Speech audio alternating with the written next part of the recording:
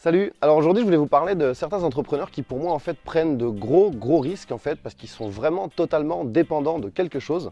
J'ai l'impression que certains s'en rendent pas compte et je suis passé par là à l'époque et voilà, je voulais vous en parler.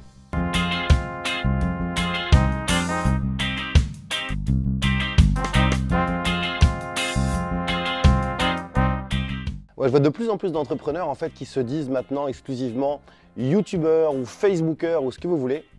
Et en fait, qui ont même carrément arrêté leur blog pour ne publier par exemple que sur YouTube ou que sur Facebook.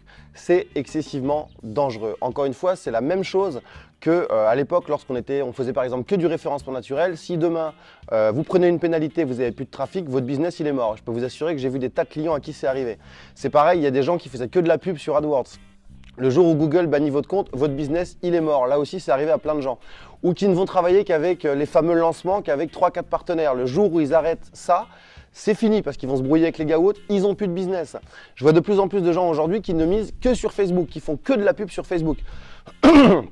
C'est très bien la pub sur Facebook, mais si demain votre compte il est bloqué, comme ça arrive très souvent avec les comptes de publicité sur Facebook et Facebook vous demandera pas votre avis, et si votre compte publicitaire il est bloqué, c'est fini, votre business il est mort, et ainsi de suite et ainsi de suite. Donc je voulais vous parler de ça, franchement c'est très dangereux, d'ailleurs je vois pas trop l'intérêt. Pourquoi arrêter de publier par exemple sur un blog pour ne publier que sur Facebook ou sur YouTube? Enfin, ça vous prendra 10 minutes en plus de publier la vidéo sur votre blog.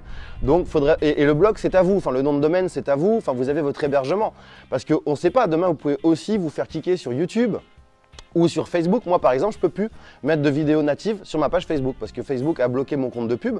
Donc j'ai créé une nouvelle page qui me permet là de faire de la publicité, mais ma page Marketinghack que j'ai gardée parce que c'est mon positionnement si vous voulez, je ne peux plus publier de vidéos natives. C'est parce que j'ai plus accès en fait au Power Editor. Donc, je trouve ça très dangereux. Peu importe votre business, je vous déconseille fortement de n'être dépendant que d'une seule plateforme.